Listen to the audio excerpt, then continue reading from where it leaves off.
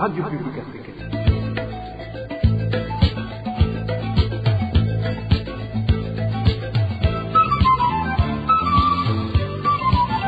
Radio Publique Africaine.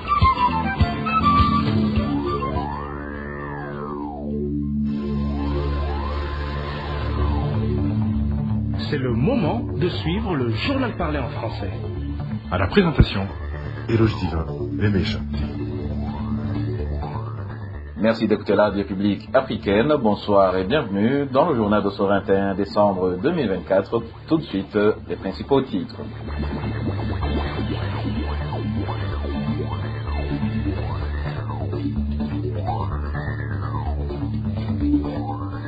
Des théiculteurs de la zone Guegura, située en commune Muruta de la province Kayanza, se lamentent de la lenteur manifestée par l'Office du thé du Burundi dans l'achat de leurs récoltes, ce qui cause que ces récoltes soient endommagées. Le motif avancé pour justifier ce retard, vous allez l'entendre dans ce journal.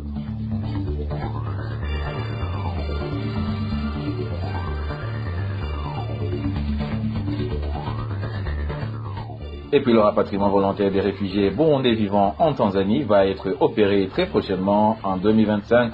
C'est du moins l'une des conclusions de la réunion tripartite entre le HCR, le gouvernement de la Tanzanie et celui du Burundi, laquelle réunion s'est tenue au cours de cette semaine.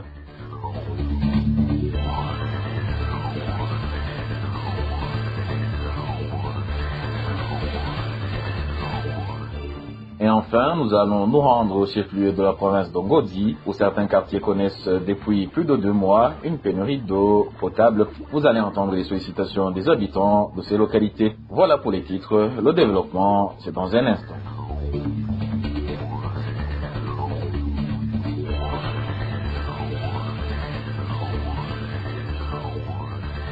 Bonsoir. Démarrons ce journal par ces réactions des habitants de différentes provinces du pays qui indiquent qu'après avoir entendu que l'ANAGESA ait donné à la population une période de 2 semaines pour acheter les graines de maïs, ils déplorent que cette durée soit trop petite compte tenu de la pauvreté à laquelle ils font face. Ces citoyens trouvent que durant ces 2 semaines, ces maïs seront achetés par peu d'entre eux. Ils jugent également que le gouvernement, au lieu de les prévenir tôt, il l'a fait plutôt pour les commerçants, vu qu'ils ont le privilège d'acheter les récoltes de maïs après les 2 semaines prévues pour la population. Qui plus est, ces habitants de différentes localités du pays trouvent qu'une fois dans les mains des commerçants, ces maïs seront beaucoup plus chers. Je vous propose d'écouter des habitants de différentes provinces du pays qui se sont entretenus avec la RPA.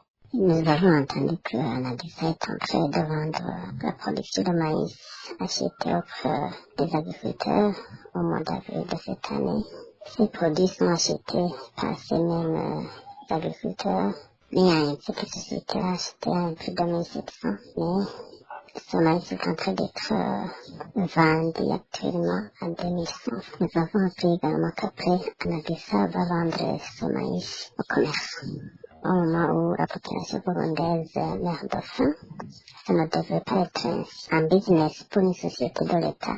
C'est aberrant. Finalement, l'État ne pense plus à résoudre cette crise économique qui traverse le pays. Plutôt, le gouvernement pense à les intérêts, abandonnant la population elle-même. Si l'ANAGESA vendait ce maïs à la population à un prix inférieur au prix auquel elle l'a acheté, on saurait comme ça que l'État est en train d'aider la population qui meurt de faim. Les grains de maïs à 2000 francs au kilo et qui donnent 2 semaines et après que l'ANAGESA va vendre ces grains de maïs aux commerçants. Ce n'est pas une bonne décision parce que la population n'était pas avertie et avec les ressources qui ne sont pas disponibles, donc il fallait prendre au moins 1 mois ou bien 1 mois et demi pour que les grains de maïs soient achetés par... C'est très honteux de voir l'État qui s'ingère dans le commerce. L'État a fixé le prix du maïs à un prix de 1700 francs et les agriculteurs ont vendu leur production à l'État. Et voilà pour le moment, l'État vient de demander à ces mêmes agriculteurs d'acheter leur production à un prix exorbitant de 2100 francs, donc un supplément de 400 francs. C'est très honteux, c'est très dommage. Et bientôt, les commerçants vont acheter aussi cette production de maïs à la Nagesa à un prix de 2100 francs. Cependant, ils vont vendre et aussi aux mêmes agriculteurs à un prix très exorbitant, soit à 2500, soit à 3000, pourquoi pas. Alors, c'est très dommage. Le projet de la DESA de vendre le maïs à le paysan les 2 semaines seulement, ça peut ne pas faciliter le paysan parce qu'il semble difficile d'acheter. Ils n'ont pas le pouvoir d'acheter, il y a un manque, il y a la pauvreté, il y a un manque d'argent. Et donc ils ne peuvent pas acheter ce maïs. Mais une fois les donner aux commerçants, les commerçants vont les acheter. Et à un moment donné, ils vont vendre le maïs au prix élevé.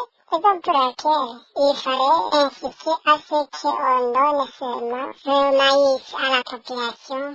Et les prix des denrées alimentaires de première nécessité n'ont cessé d'augmenter durant les 3 derniers mois en province de Changuzo, indiquent certains habitants de cette province. Ces derniers précisent que les prix de certaines denrées alimentaires ont passé du simple au double. Le point avec Elvis Nyomongere.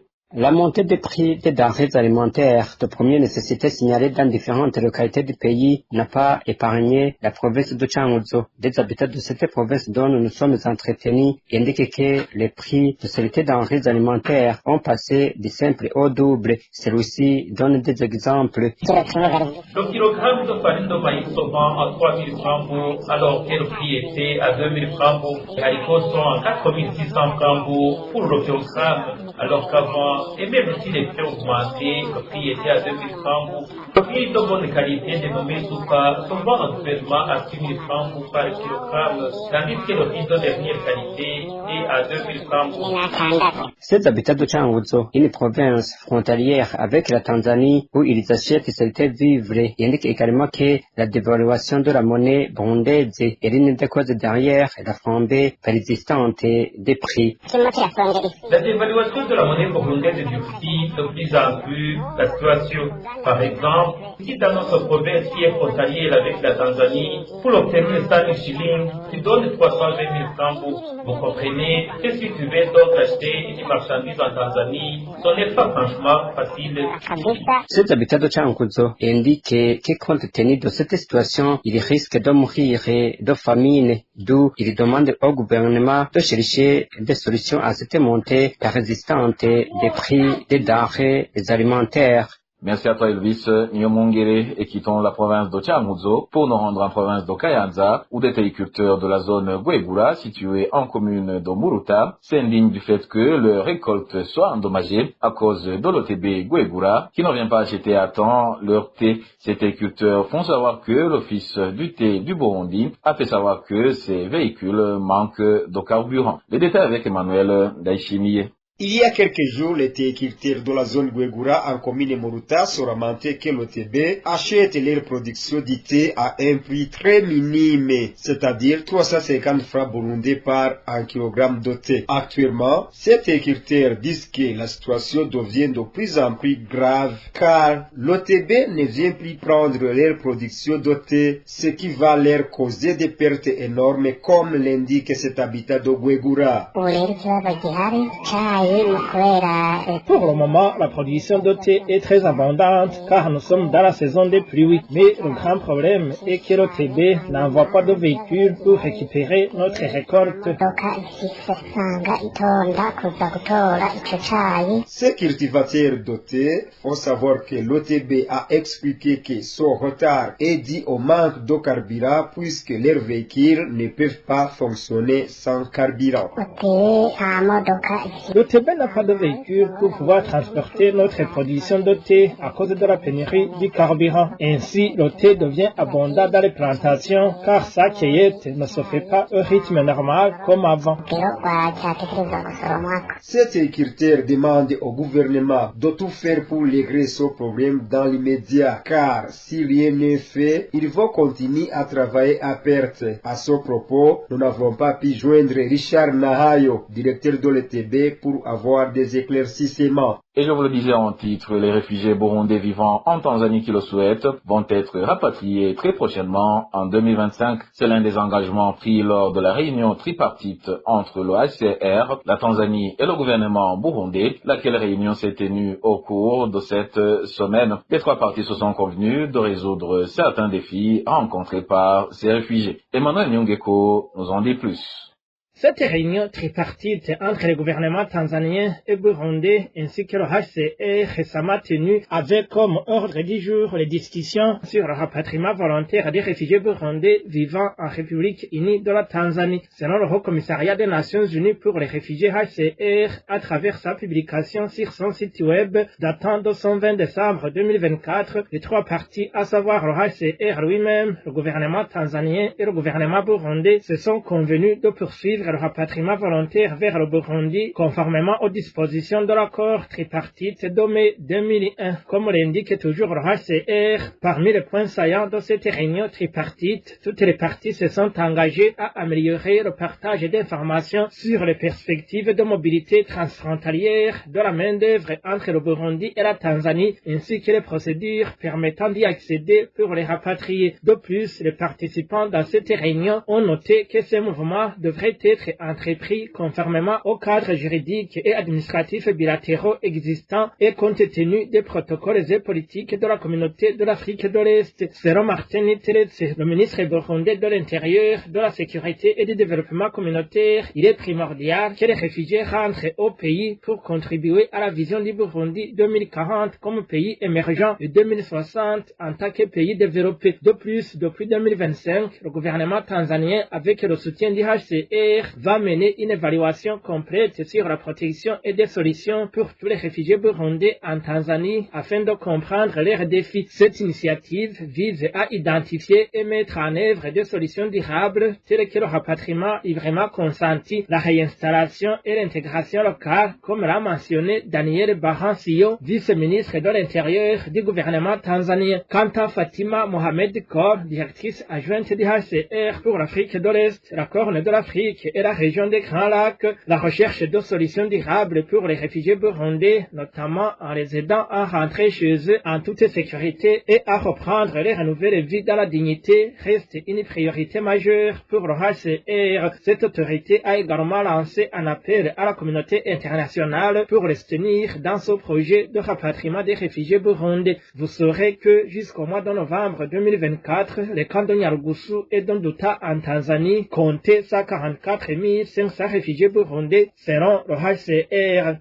Merci à toi Emmanuel Nyongeko. Et en page gouvernance, certaines autorités administratives et policières de la province de Makamba sont pointées du doigt par les chauffeurs de vider toutes les stations-service à l'arrivée du carburant dans l'objectif de le revendre par après au marché noir et à un prix élevé. Ces chauffeurs affirment qu'ils ne peuvent pas respecter les prix officiels du transport tant qu'ils achètent du carburant à un prix exorbitant. Qui plus est, ces chauffeurs s'étonnent que des policiers les arrêtent dans la rue et les accusent de ne pas respecter le prix du transport fixé par le gouvernement. Les détails avec Innocent Valentin, Singilan Habo. Les informations dont nous disposons de nos sources à Makamba indiquent que les autorités administratives et policières sont accusées de vider toutes les stations-service à l'arrivée du carburant pour le revendre ensuite au marché noir et à un prix élevé. Ce citoyen avec qui nous avons parlé nous informe que la plupart des véhicules utilisés pour transporter les personnes dans la province de Makamba appartiennent aux autorités administratives et policières. Ces véhicules de transport en commun appartenant aux autorités consomment du carburant à 4 000 francs le litre, tandis que les autres voitures particulières consomment du carburant à 12 000 francs le litre, selon ce témoignage.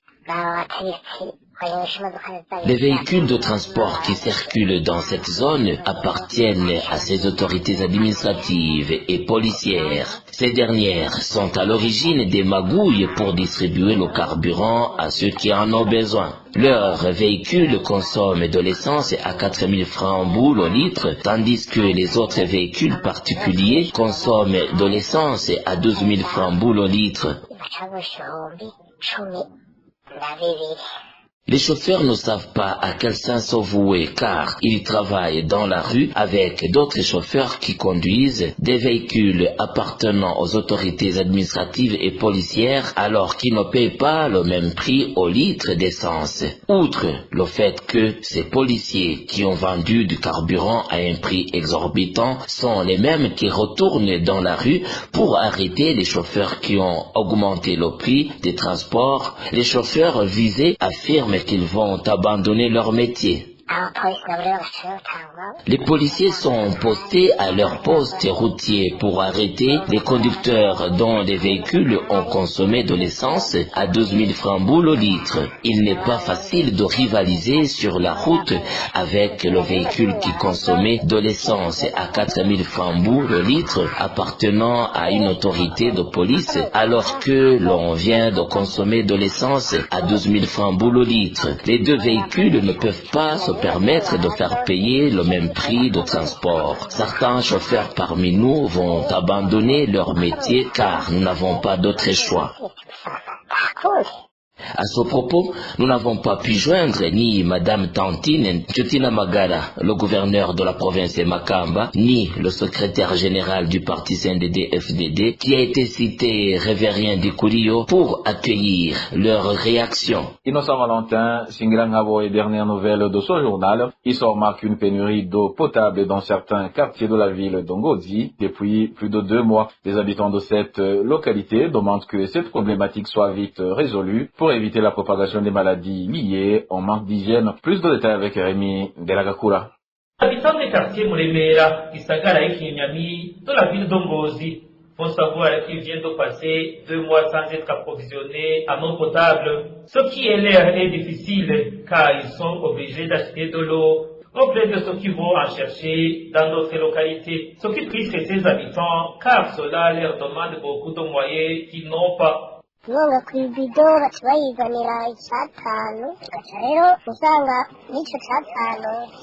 acheter de l'eau à boire, nous achetons un bidon de 20 litres à 1500 francs, une somme d'argent que tout le monde ne peut pas avoir, ce qui est vraiment un problème sérieux. Là où on puise l'eau, Nisamutuku, c'est à 15 km et à Nyabutare, c'est à 10 km. C'est pour cela que c'est cher.